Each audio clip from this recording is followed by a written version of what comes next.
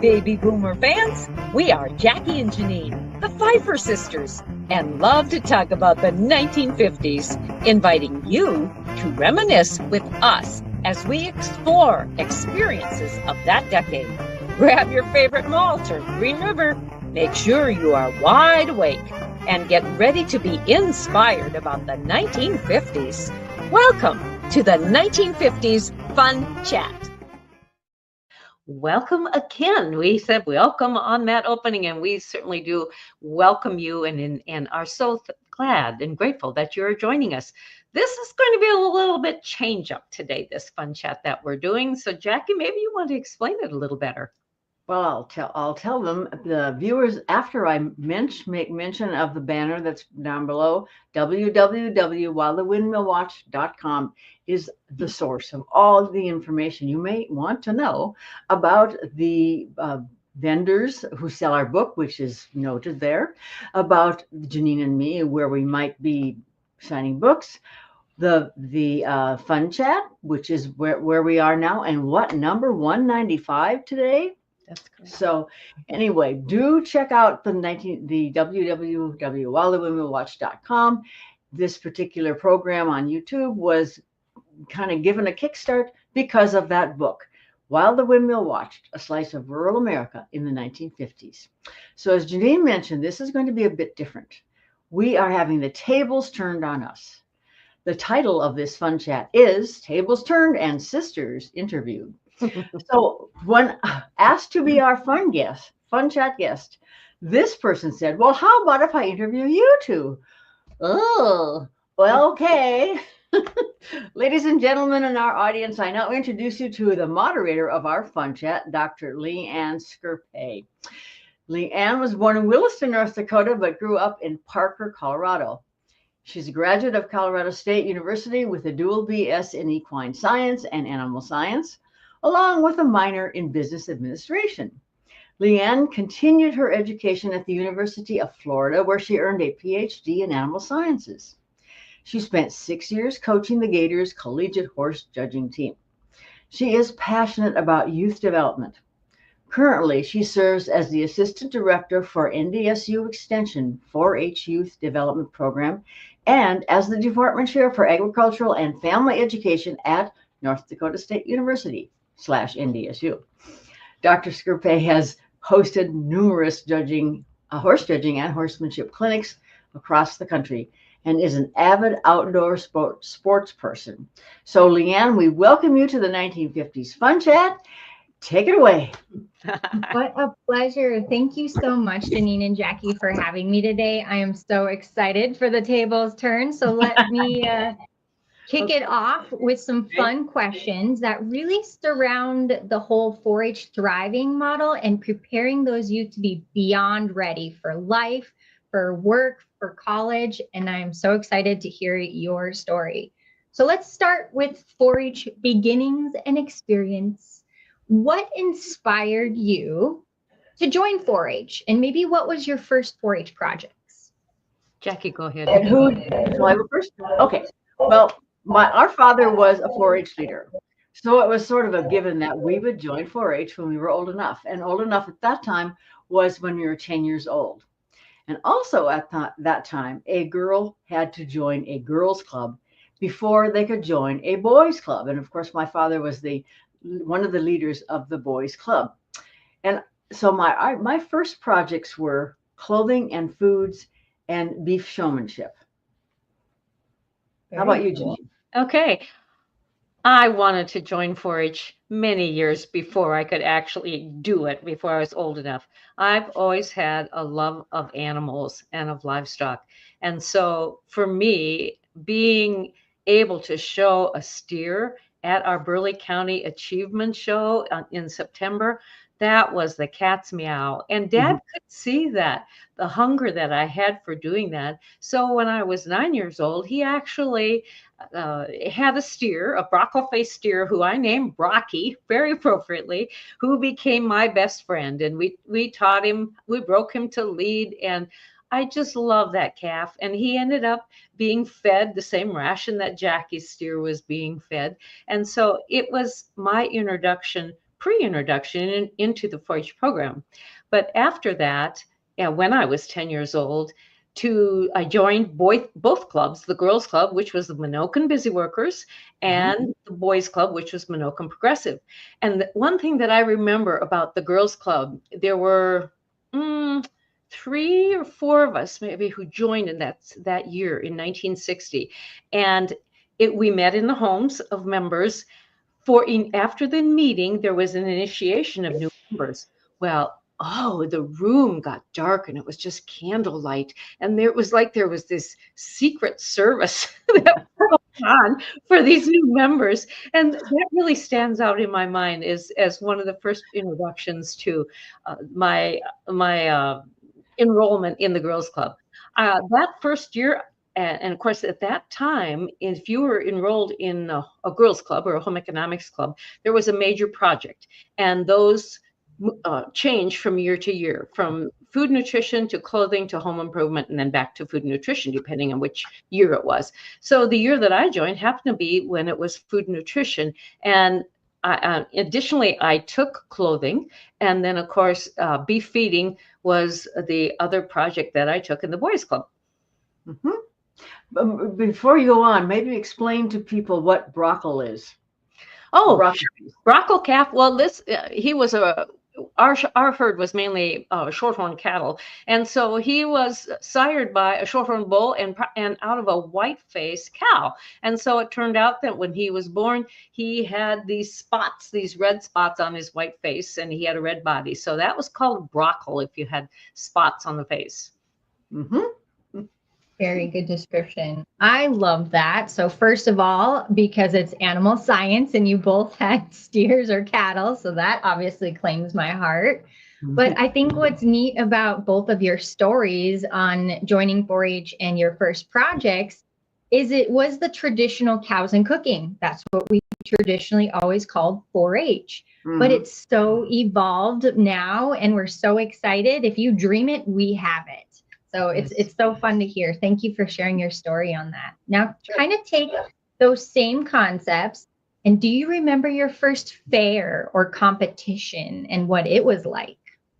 I do remember it. I was 10 years old when I gave my first demonstration making muffins. In our local club, we had to give the demonstration to our membership.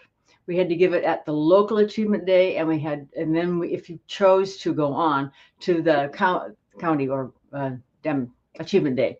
So I did that, and I gave it several times, and I was prepared and I was practiced.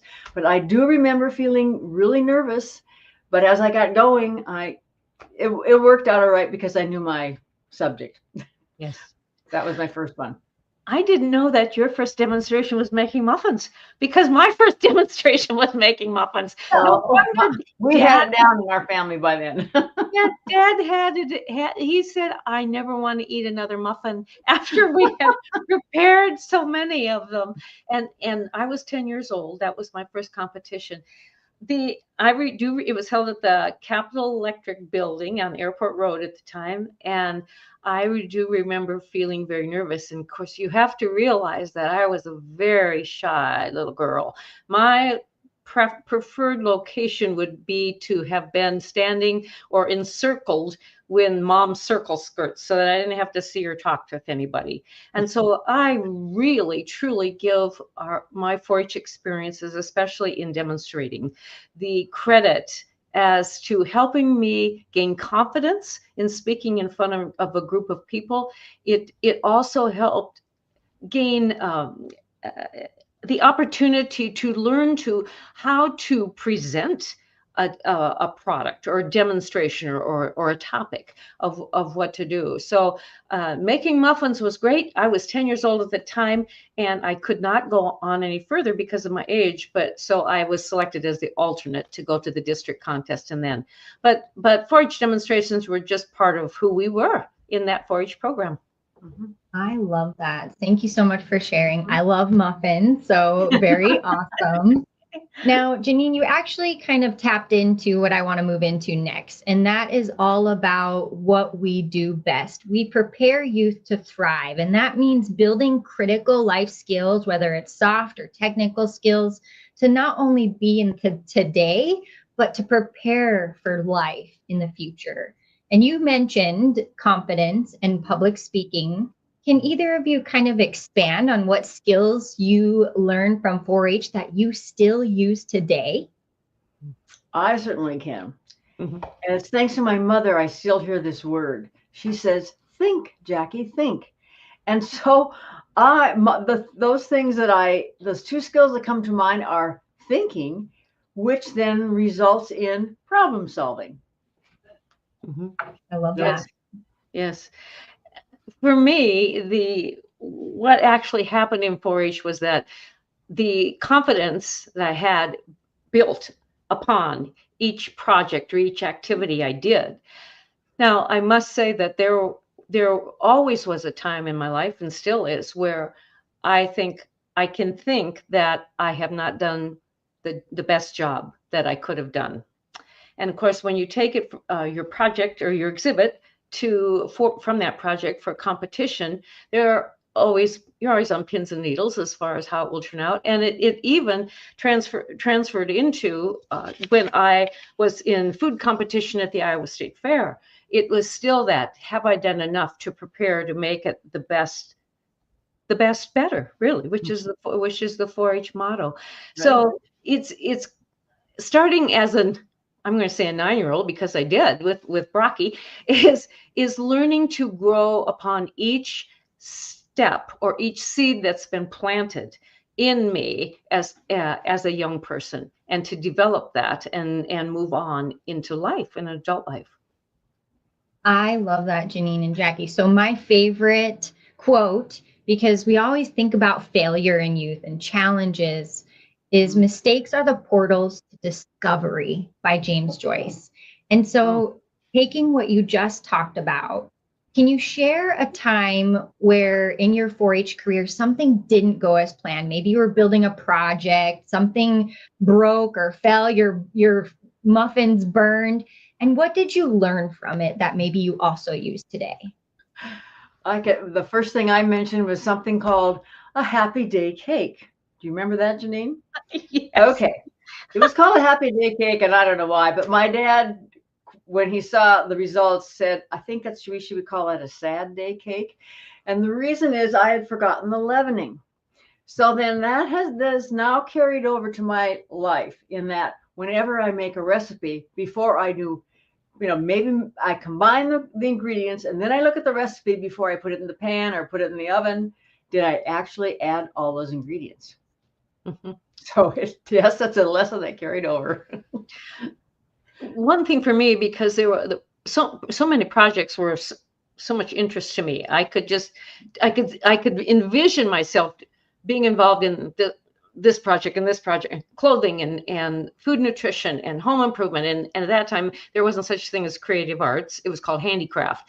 And so, and then of course in the boys club, we did sheep feeding, sheep breeding. Eventually this happened, beef breeding, beef feeding. I did crops. And I realized that even though I took those projects, and I was very much determined to have an exhibit in each one of those projects at County Achievement Show, I learned that I could sort the chaff from the wheat, so to speak, in that I tried these certain projects, but they weren't me. And so consequently, it was truly a challenge to force myself to complete an exhibit. I can think of handicraft when I wanted to learn how to knit, and Mom was a beautiful knitter, along with being a beautiful seamstress. And so she taught me how to do the basic stitches, the knit and purl. And then as I went along, oh my word, Leanne, it was so boring. I couldn't handle it. I just, it was not for me. And so because of that, I never took that project again. Mm-hmm. I'm thankful for the experience I had, because I could sift it out and realize That's not who Janine Pfeiffer was, and so it's not. I And love that. contrasted to that, I continue knitting, and I've knit quite a few things since that in my adult life. Mom started knitting our Christmas stockings, and so I've continued that for our family, for Janine's family, because she wasn't going to knit those stockings. No way. So anyway, that's another thing that 4-H really across the board just prepared me and Janine for life. I think you should mention too, because we've talked about that before, and I can't remember if it's in our book or not, but when in the clothing project, you get so used to working with 5/8 inch seam allowances, at least in those days you did, so that when you had a seam gauge and you'd set it for 5/8 of an inch, it just became so imprinted in your mind that it's for both Jackie and me to look at something and say that's a 1/2 inch or 5/8 inch or 1/4 inch. We can figure it out. It's easy without the aid of a ruler. Or a hem gauge. Yep. I love this. What a great conversation and such good perspectives. What's neat about what you just shared is the beauty of 4-H is you don't have to always like what you're doing, but it gives that space to say, yes, this is my spark. We call it a spark because we always want to fuel that spark and get them excited about their passion. And you found stuff that, nah, this doesn't work for me. And then Jackie, you're like, yes, I love this. And that's what's awesome about 4-H. Now, what's cool too, and you guys both kind of sorted on this, is the whole aspect of project management that we actually don't usually forefront think as 4-H. So, Jackie, you said you missed a potential like critical ingredient, or maybe it was, sifting something and trying to work through developing that 4-H project.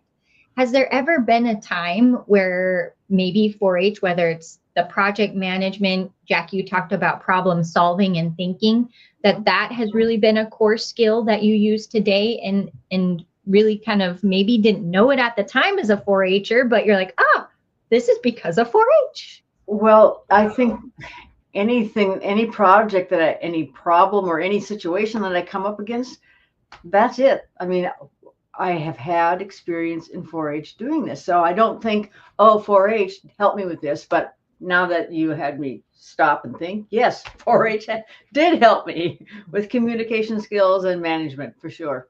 Yes, I agree with Jackie on that. It's kind of those building blocks again, but probably one of the areas of interest that I tackled in 4-H was livestock judging. And we had our Monocan Progressive Club had there were 2 boys who were, one was a year older than me, one was my age, and then me. And so we made up the team from Monocan Progressive Club for Burleigh County. And we had, at that time, there were quite a few farms or even ranches in the county who would host livestock judging workouts for the 4-H'ers and I suppose FFAers too. At that time, I really didn't pay attention to that. And because of that helped develop my livestock selection skills.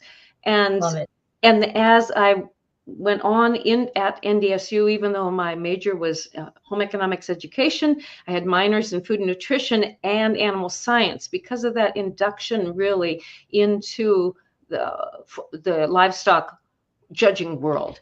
And so our Monocan Progressive team was very active throughout the state. We at North Dakota Winter Show, especially, and in our local area as well. But because of that really prepped me for being on the North Dakota State University livestock and meats judging teams. I love that.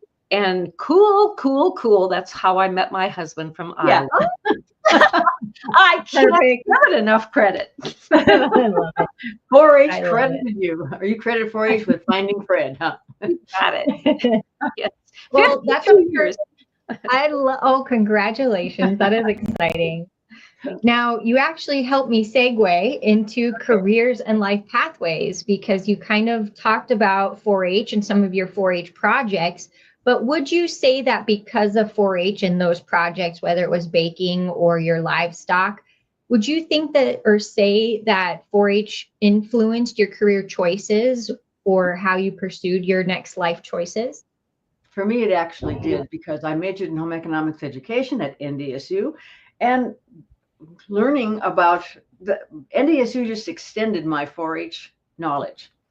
And there are some things that were sort of easy because I'd done them before in 4-H. So, okay, good. I didn't have to, yeah, I just extended and polished skills that I'd learned in 4-H. Yeah. And 4-H also, because we went through, well, maybe this is another question. I'll stop right there. Okay. I agree with you, Jackie, as far as NDSU, major in home economics education at NDSU was an extension of 4-H, and especially that freshman year when we took, when I took that first food nutrition class, or when I took that first meal preparation class, or not meal necessarily, but just a food prep class, when we had our first clothing construction class, it was just a review taught by someone else other than mom. In how to sew, how to cook certain items, how to eventually plan meals. But what my vocation was, I knew that I never was going to teach. That was not my goal, even though I got an education degree. I've always been focused on the business aspect of home economics. So I worked for Fergus Falls at Otter Tail Power Company as a home economist after graduation. And then, of course, love gets in the way of profession. So Fred and I were married, and really it's what my heart was, because his family showed cattle. They had registered Hereford cattle. I was just in my element, and we shared that together, and truly, because of all the livestock experience in the exhibits that we had in the beef breeding and beef feeding project, and even in the sheep end too, I just felt that it was building upon, every step was building upon. And interestingly, Leanne, our family, our girls and Fred and me, developed this awesome club lamb flock of ewes, and Fred is a gifted geneticist. We had a family business there with sheep that was unlike I ever thought we would have. And when I left North Dakota, I said, I don't ever want to be around another sheep again. And so my focus was cattle. But the Lord has a way of working things out, and it's been wonderful. Changing your mind. I love that. I love that. Wonderful. Thank you so much for sharing on that. It's so critical for others to hear your story and how 4-H influences in such big ways. And kind of going along that line, if you could go back and tell your younger self something about the future, what would that be? About the future, maybe just make the best better where you are right now. I love it. I love it. That's such a great answer. Yes. Yeah.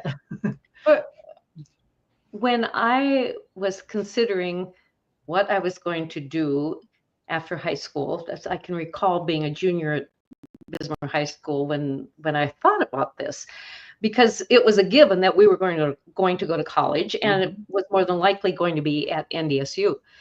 And so at that time in our culture, women basically were either teachers or nurses, and neither of that appealed to me.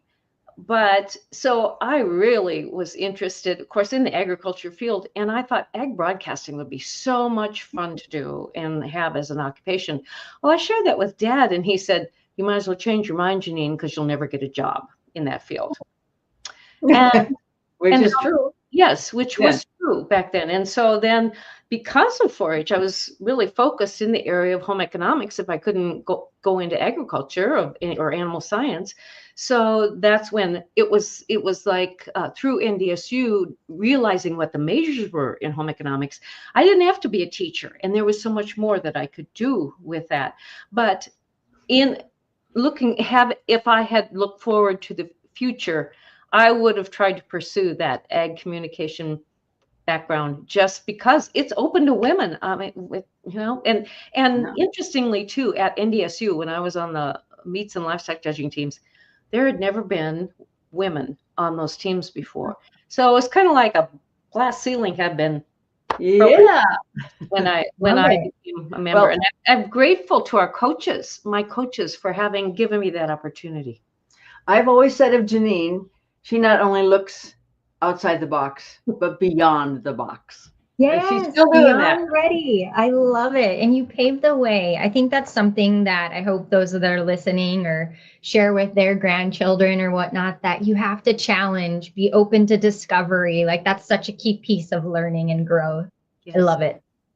All right, we're going to shift into community and leadership because we know those are critical, important things in 4-H. Were you ever involved in a leadership role in 4-H? And if you were, how did it shape your confidence? I think I probably had every office within, with the exception of treasurer. Someone else did that locally and countywide. And then that spilled over to things in college. And as far as, I think experience yields confidence. That's simple. I distill it down to that. Definitely. Did we have, yes, I had leadership experience in 4-H in the local club. I don't think Burleigh County had a county council at that time. Did they? Yes, I was on it. Okay, okay, sorry. Well, anyway, I don't have recollection of that. But as we move forward into college, it was kind of one of those things. Well, if you wanted to do it, go for it. You know, if you wanted to try to be in a leadership role, if you felt you had that capability, put your name in the hat and see where it ends up. And that's kind of what happened then. As for me in school, when we were married, one of the first things that was offered to me as a newbie in our community in Southwest Iowa at Atlantic was the opportunity to be a 4-H leader in our local club. And so I did. I accepted that challenge, and I believe I was a 4-H leader for maybe 6 or 7 years. But then we were getting so involved in the sheep industry that I just didn't want to have the time to do that anymore. We didn't have children yet, and then when we did have our 2 daughters and they were old enough to be in 4-H, then my focus was on them. To direct them, help them, and we always had, especially in the world of livestock showing, we always had 3 words that were kind of written on our foreheads, inside our foreheads. One was patience, perseverance, and persistence, because I like that. you don't get to your goal unless you have those characteristics involved in attaining that goal. I love that. I'm totally going to note that down because that is some really great skills to perfect in any situation within life. Yeah, I love that. And thank you for being a volunteer, because they really are our lifeblood. They are the ones that help build those caring adult relationships with all of our youth. And so thank you for, even if it was 1 year, we appreciate your service to 4-H. All right. So thinking about your 4-H career, and we know community is such a big part of 4-H. Did 4-H encourage you to stay involved in your community in any capacity, either as an adult, maybe now? Well, we no longer live in that community.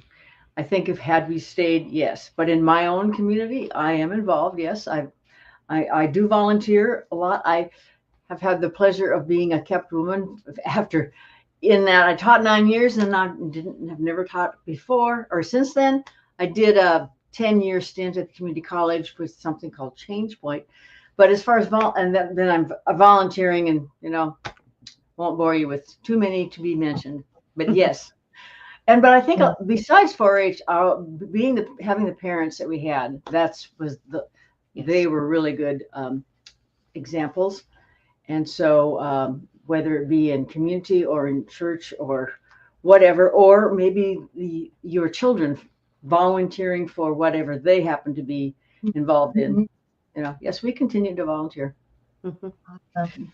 Yes, in our Atlantic area, in an Atlantic hometown, I was really involved musically in volunteering, especially in community music and a church, and working with youth in giving musicals, inspirational musicals in the church, and that was just really fun to do, to pass that on, that spark again that you might say that there is for being involved with others in the community, especially young people. That was my goal at the time. I love that. Well, thank you so much for giving back to your community. We can never do enough. And it's such a big part that we hope to instill in our 4-Hers to continue to do that as they go on. Mhm. So thinking about back to your 4-H career, what kind of friendships did you build in 4-H? And do you still stay in touch with any of your fellow 4-Hers? Well, I learned, I did come in contact with other 4-Hers at like the dress review and at state camps and even national camps. And two of those ladies ended up being sorority sisters at NDSU. As far as lifelong 4-H connections, I don't believe I have any. Do I, Janine? From Burleigh County? Oh, no, I don't think about Burleigh County. I think No. you tended to maybe reach out beyond our home county into the Right. local 4-H camp. 4-H Right. camp was really influential with you and the kids that you met. Love That's hearing right. Mhm. Mhm. So what was the question again? that. What kind of Building friends did you friendships build? because Yeah. of 4-H. You still Oh, There you go, Jackie. Thank you. okay. Not necessarily so, although our neighbor family, the Perkins family, lived a mile from us.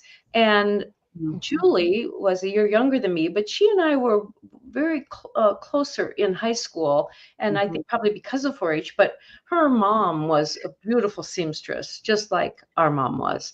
And eventually, Marge and mom ended up becoming leaders together, I believe, was what it was. And they both ended up judging clothing exhibits and at events outside of Raleigh County too.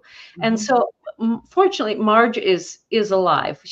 And we text back and forth with each other and call each other, and on her birthday, it was just a joy to always be able to send her happy birthday greetings or talk to her. And believe me, because we don't have our mom who's alive anymore, we go to Marge for questions that we would have had about the community or about doing such and such or such and such.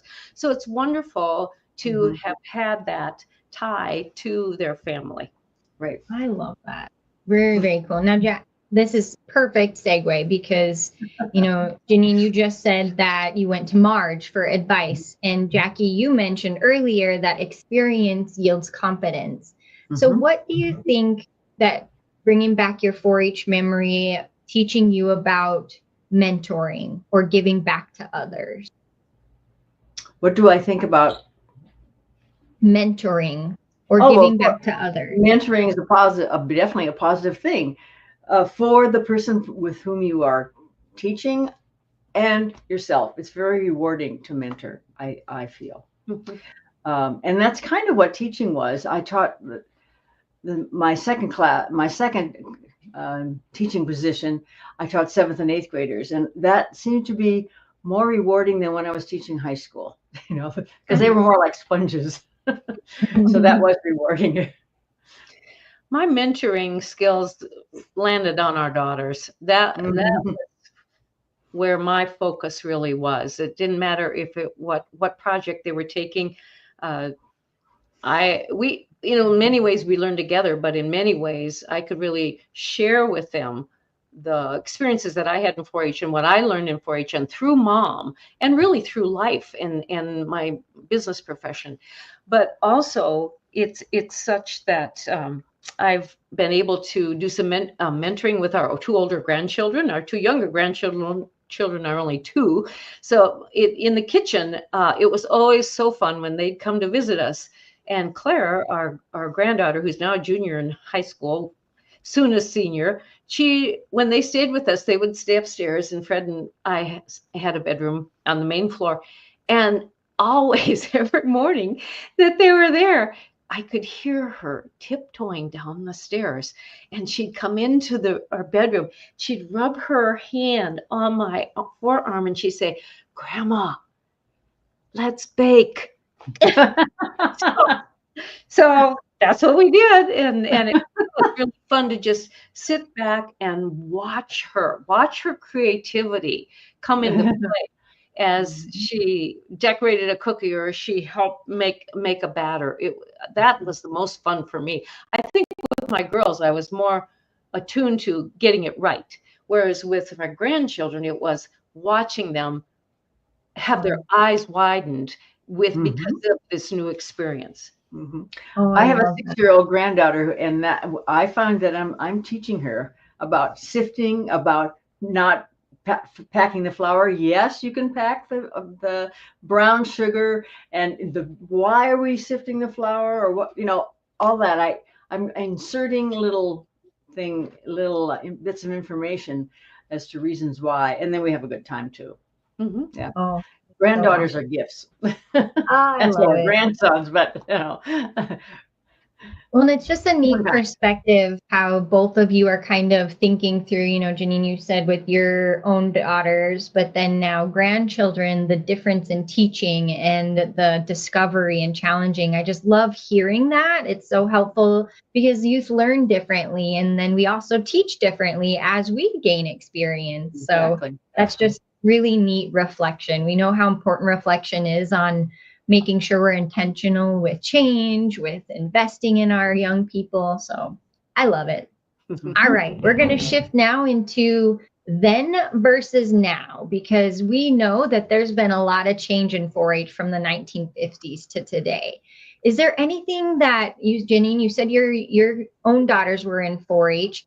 Is there some big changes that you've seen even from your experience to your kids' experiences within 4-H? Definitely the number of projects that are available now. And it's what you said in the beginning. If there's an interest in it, there's a project for it.